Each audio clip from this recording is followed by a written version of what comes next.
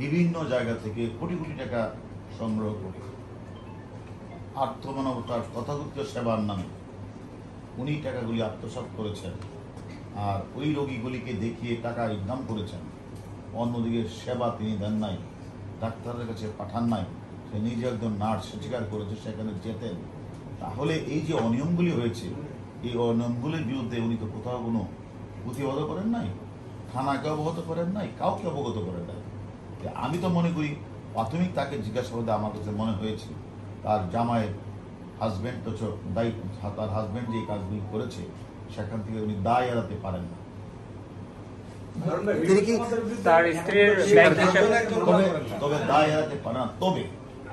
তবে সে যে কথাগুলি বলেছেন যে সেখানে উনি ফাউন্ডেশনের টাকা পয়সা যে আসা, এখানে যে যত কিছু রয়েছে কোনো কিছুতে তার নাম নেই।